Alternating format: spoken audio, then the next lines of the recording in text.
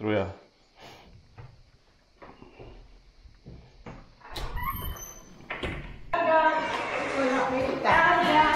Здравствуйте. Здравствуйте.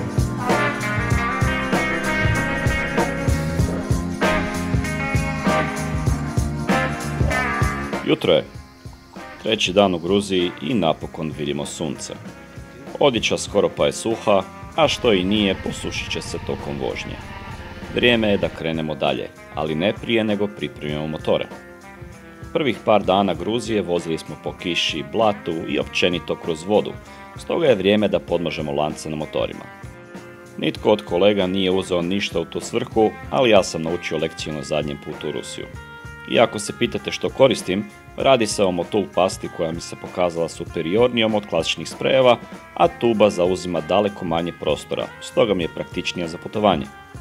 I ne, ovo nije nikakva sponzorirana poruka, već koristim ovu priliku da se zahvalim Darku i trgovini Automoto Sport što su mi izašli u susret i pribavili pastu u rekordnom roku iako je nisu imali na lageru.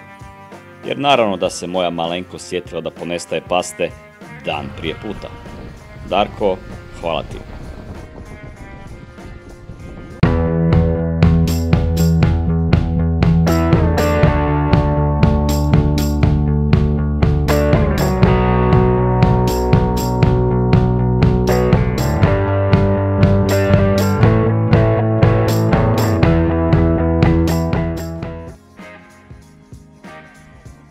Kako na putu prema gradu Ahalsiki prolazimo pored planinskog prijevoja Zakari, odlučili smo izmijeniti rutu i krenuti preko njega do grada Kutaisi. Iako je cesta u relativno dobrom stanju, vozimo polako jer Gruzijci često sjeku zavoje, a ceste su uske i nepregledne. Nakon par desetaka kilometara stižemo do prve destinacije, mosta Purtio. You're good. Pomalo razočarani, shvaćamo da uživo izgleda nešto manje impresivno, ali nakon 3 kišna dana i ovakve sitnice vesele. Nastavljamo dalje magistralom Batumi-Ahalsiki i stajemo na prvoj benzinskoj pumpi. Odlična prilika da spomenem kako u zemljama poput Gruzije u motor stavljam isključivo premium gorivo. Cijena samog goriva u istočnim zemljama je daleko niža nego kod nas, a premium gorivo bi u pravilu trebalo biti čišće gorivo i jednostavno se ne isplati riskirati s klasičnim gorivom, zbog kojeg bi možda mogli završiti u problemima poput kvara pumpe goriva. Pogotovo ako vozite KTM, kao Gerfried.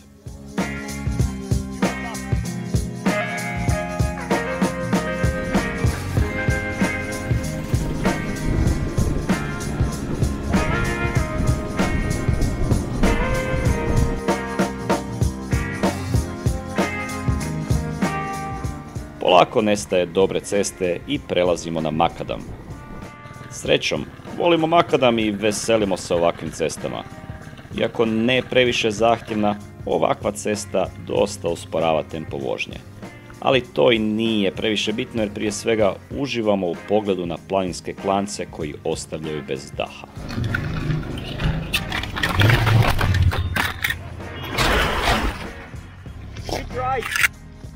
We tried, didn't work. It's okay. It's live. It's live. Huh? I hope the car didn't go Yeah, off. it's good, good, good, Oh, good. it's still on. Yeah.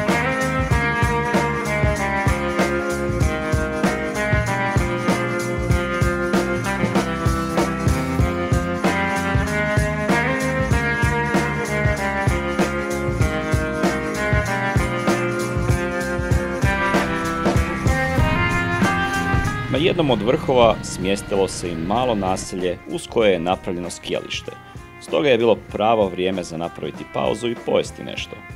Između nekoliko restorana odlučili smo se za one koji izgleda kao prava lokalna krčma, jer nismo došli uživati u najboljim gruzijskim specijalitetima, već želimo osjetiti i vidjeti život u Gruziji. Ja iz Hrvatije. Hrvatija, a Edi? A один Austrija. Austrija. Austrija i on Ukrajina. A, Ukrajina? Da, da. Što imaju?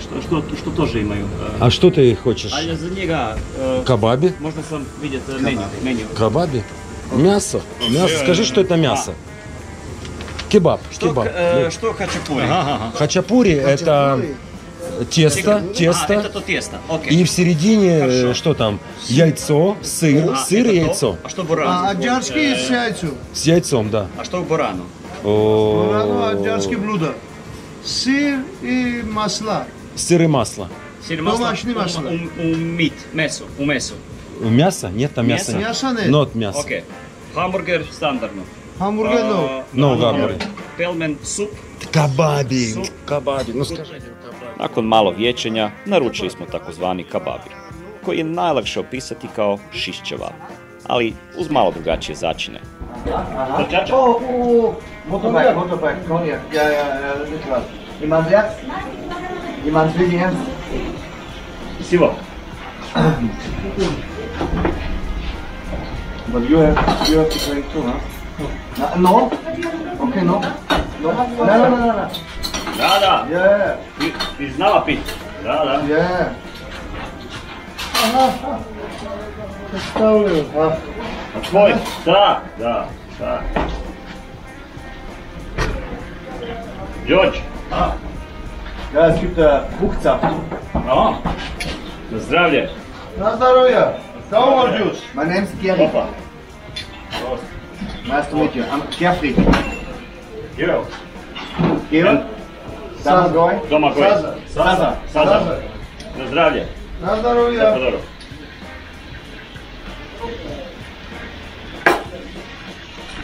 Jedan od tih začina je korijander koji Gruzici stavljaju na apsolutno sve. A svi znaju kako na svijetu postoji dvije vrste ljudi. Oni koji vole korijander i oni koji preziru korijander. Vjerojatno ste pogodili, ali da, u danima što su bili ispred nas, redovito sam inzistirao na tome da ne stavljaju korijander u moje jelo na njihovu sveopću zbunjenost, jer kako je to jelo bez korijandera?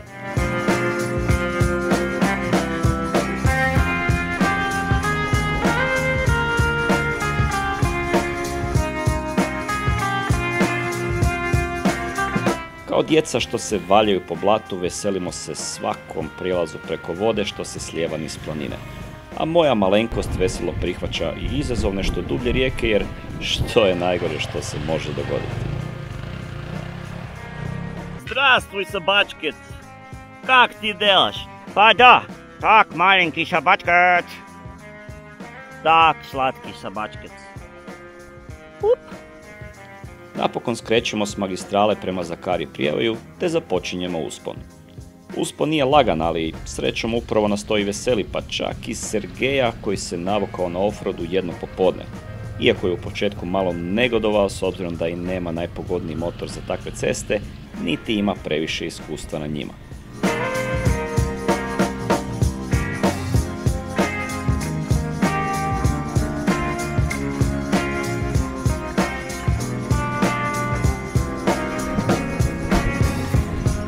Братан, Справился? как права мужина съездил. Спасибо. На таком огромном мотоциклу. Вау. Вау. Домагой меня похвалил. Да. Спасибо. Пожалуйста, братан. Nastavljamo prema vrhu Zakari Prijevoja koji je na nešto više od 2600 metara, ali uslijed lošeg vremena, osim mraka, počinje nas loviti i magla, što postaje i iznimno nezgodno s obzirom da makadamska cesta i nije u najboljem stanju. Prognoza kaže da dolazi i kiša, stoga na vrhu zastajemo. Ako nastavimo, idemo direktno u oluju usred mraka kroz maglu. Kilometar ranije primijetili smo neke drvene kućice i predlažem da se vratimo jer činilo se napušteno i bili bi barem malo u zavjetrini. Yes, tam, da. To. Tu.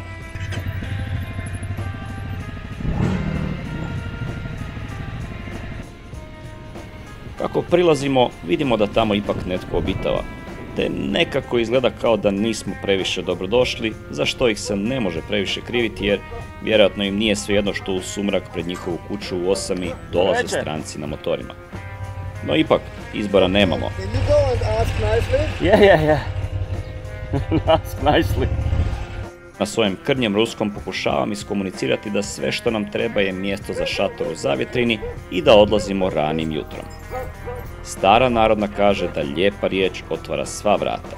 i nekoliko trenutaka kasnije skidamo stvari s motora i postavljamo šatore.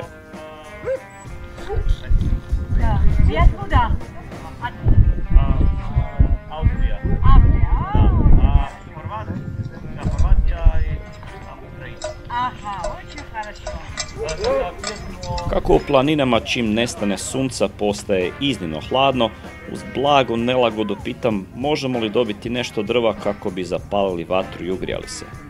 Iako smo bili potpuni stranci, jedan od muškaraca nam je na brzinu nacijepao drvo za ogrjev, te nas uputio da se slobodno smjestimo u sjenicu i zapalimo vatru da nas ugrije. Tek što smo sjeli i počeli diskutirati kako bi mogli nešto prigristi, dolazi hrana na stol bez da smo išta tražili. Ne samo da smo dobili mjesto za šator i ogrjev, već smo dobili i obilnu gozbu. Domaći kruh, domaće vino, povrće, više vrsta domaćih sireva, kuhane krumpire i mnoga druga slasna jela, prije svega topla. Kakav završetak dana, a sve što smo tražili je bilo mjesto za šator.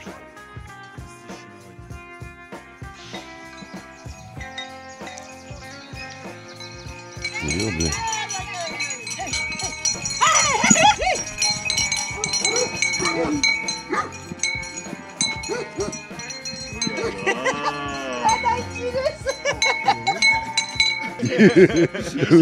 Вот так вот бы стояли, бы держали. Джеффри! Алло!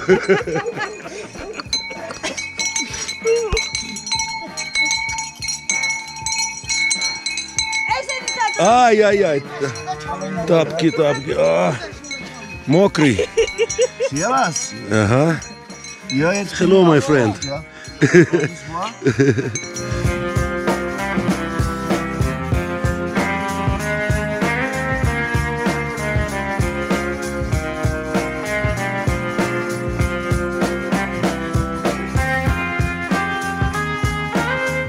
Drugo jutro priča se nastavila, te umjesto ranojutarnjeg pakiranja krenuli smo tek u 12.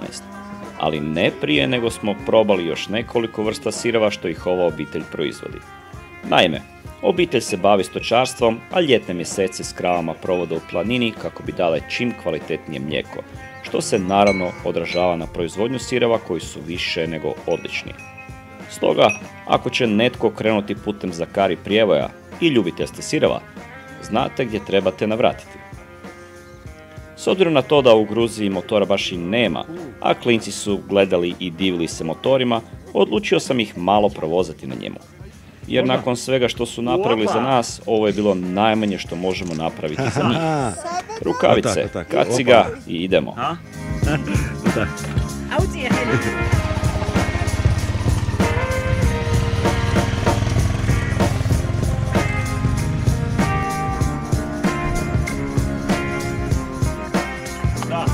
Osmijeh na licu djece je tu. Tko to može platiti? Napokon oko 12 se pozdravljamo i ostavljamo im nešto novaca što smo skupili u znak zahvale, što su nas tako lijepo primili i ugostili. Iako to definitivno nisu bili dužni. Spasiba mnoga, spasiba.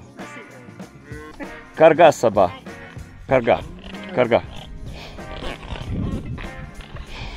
Vrijeme s druge strane prijevoja je po prognozi i dalje kišovito, stoga se vraćamo istim putem i nastavljamo prema gradu Ahalsiki uz par desetaka kilometara makadama prije povratka na glavnu magistralu.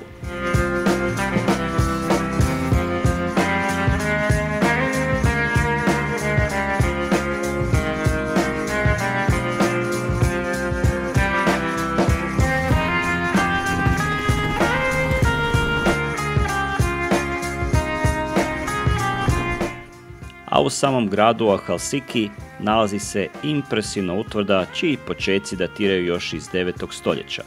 A zidine koje okružuju grad su izgrađene i razrušene u više navrata tijekom ratova te invazija Mongola, Iranaca i Turaka u zadnjih 800 godina. Ipak, kako je grad ponajviše bio pod utjecajem Otomanskog carstva, tako je i njegovo trenutno uređenje najbliže toj kulturi. Svakako vrijedna lokacija za posjetiti u Gruziji. ali sada je vrijeme za krenuti dalje.